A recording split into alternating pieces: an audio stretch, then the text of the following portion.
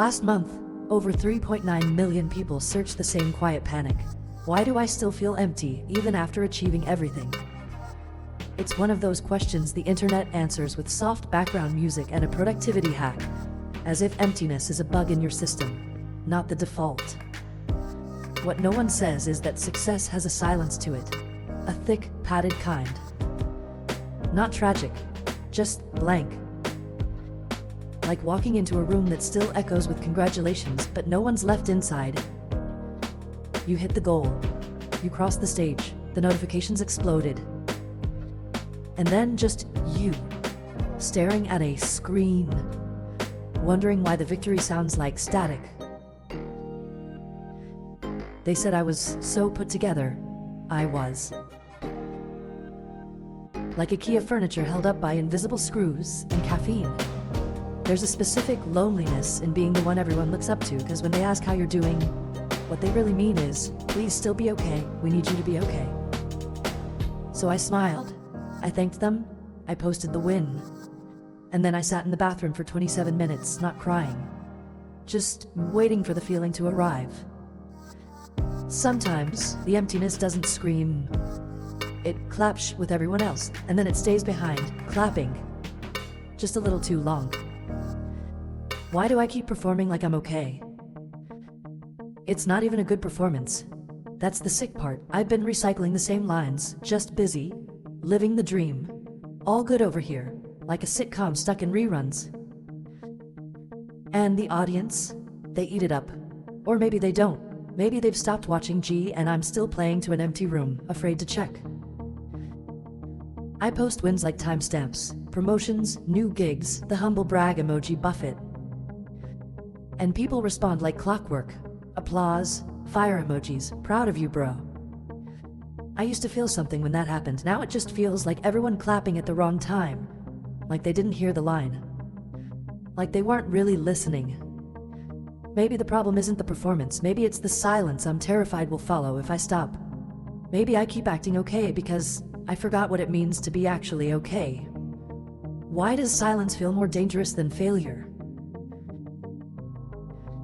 You know what's funny? No one warns you about the sound of winning. It's quiet, no music swell, no slow-mo montage.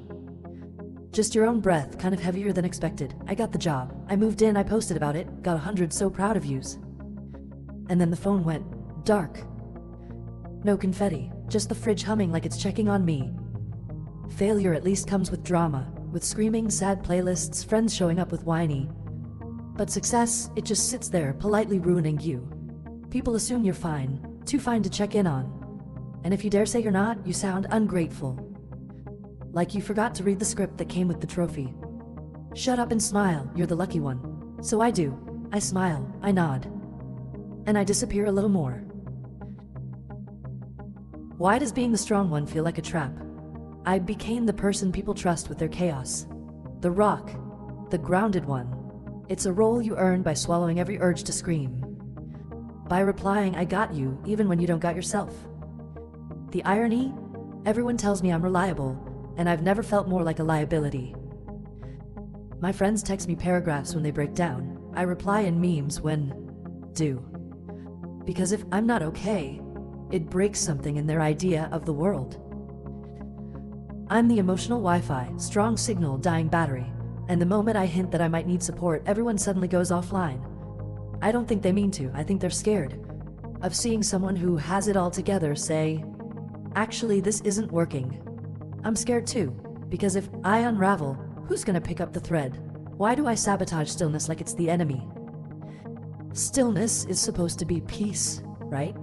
Mindfulness, gratitude, the whole breathe into your belly thing. But when it gets quiet, I spiral. I check LinkedIn.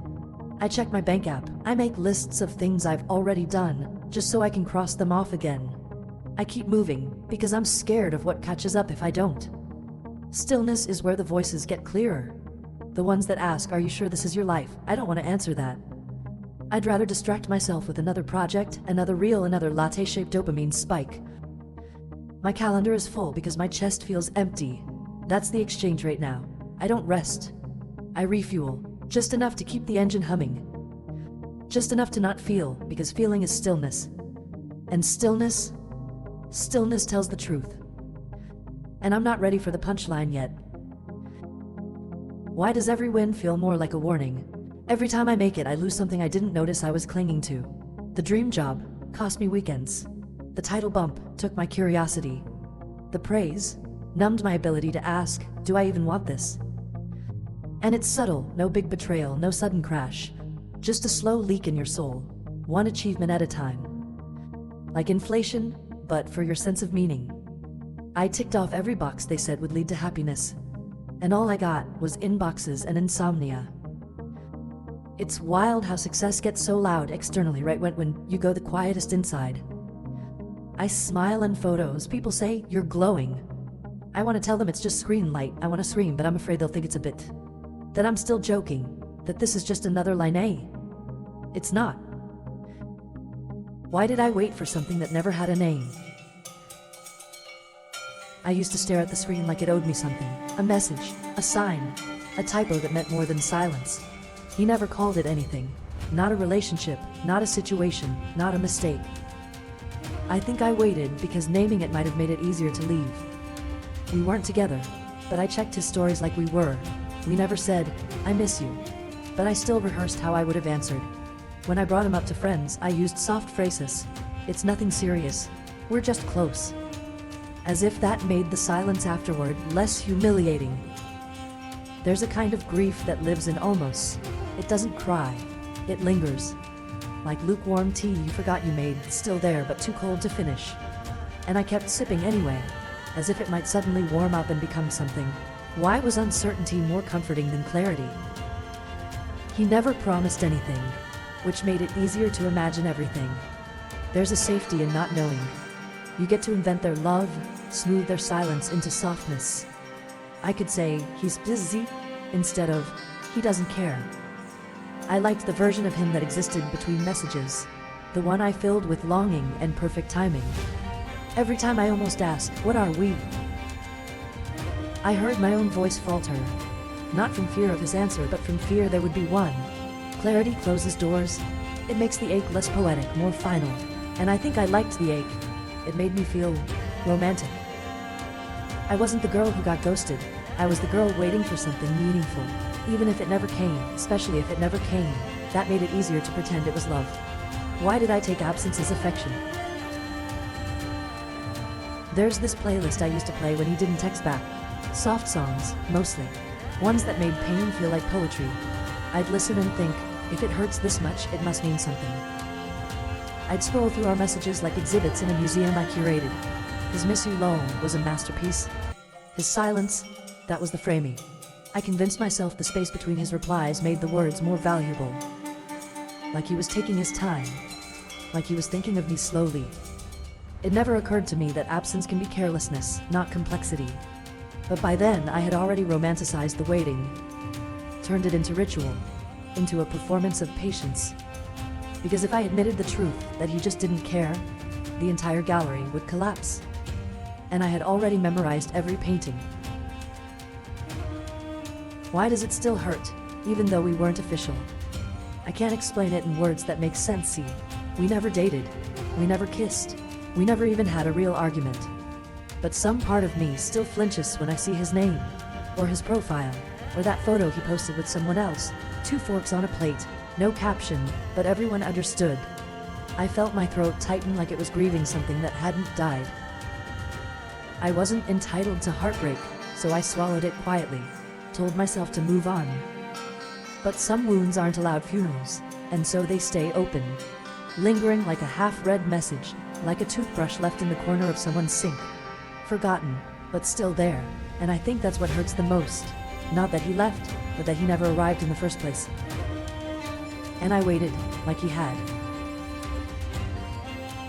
Why do I miss a version of us that never existed? The version I miss wore sweaters I imagined buying for him. He liked the same books I did, or at least pretended to. He sent messages that never arrived. Played songs I made up in silence. In this version, we were honest. He didn't disappear. I didn't flinch. We laughed in the same room instead of alone in different ones. But that version, it only ever lived in my head. And still it felt more real than the one who forgot to reply. I miss what we never had, because I built it slowly, carefully, out of late-night texts, micro-expressions, and projected meanings. It was mine. And when he left, quietly, without explanation, it wasn't just him who vanished. It was the whole imaginary future I whispered to myself at night. And there's no closure for someone you never actually had. Why did I stay small just to be called too much when I finally spoke?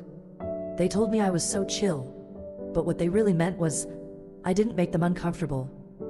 I swallowed my thoughts, played the role, the understanding one, the solid one, the one who laughs it off. But the moment I said something real, suddenly I was suddenly I was dramatic. Funny how silence makes people love you, and honesty makes them leave. I sat through dinners where my opinions were background noisy, watched the same people who ignored my pain repost tweets about checking in on your strong friends. I was quiet because I thought it made me easier to love. Turns out it just made me easier to forget. So when I finally raised my voice, when I finally said I'm not okay, they stared like I broke the room. No, the room was already broken. I just stopped pretending. Why do people only listen when you're angry, then tell you not to yell? I kept it respectful. I explained myself, used soft language, passive verbs, and nothing changed. But the minute I got loud, really loud, suddenly I was hostile, hard to be around. So let me get this straight. My silence was strength until it made you uncomfortable. My calm was noble until it turned into a question. That's what this world does. Rewards you for holding it in, then punishes you for letting it out. I'm not your character arc, I'm not your teachable moment. I'm a human being who tried peace and got ignored, tried patience and got left on read, tried kindness and got forgotten. So yeah, I yelled. And if that's what it took for you to hear me, then maybe the volume was never the problem. Maybe it was your selective hearing. Why did I believe silence made me strong when it really made me invisible? They loved saying I was low maintenance, that I was easy to be around. They didn't know that was code for, I was scared of being inconvenient. I let people lean on me like I didn't have my own weight to carry. I was there for everybody, until I needed someone, and suddenly, everyone was busy. You start to realize real quick, being the stable one is just another way of saying, we'll ignore your pain because we're used to you surviving. So I shut up, smiled, nodded, laughed at jokes that made me shrink. I wore that silence like a hoodie I couldn't take off, warm but suffocating. And when I finally ripped it off, when I finally said, I matter too, they looked shocked, as if I was never supposed to ask for anything, especially not the bare minimum.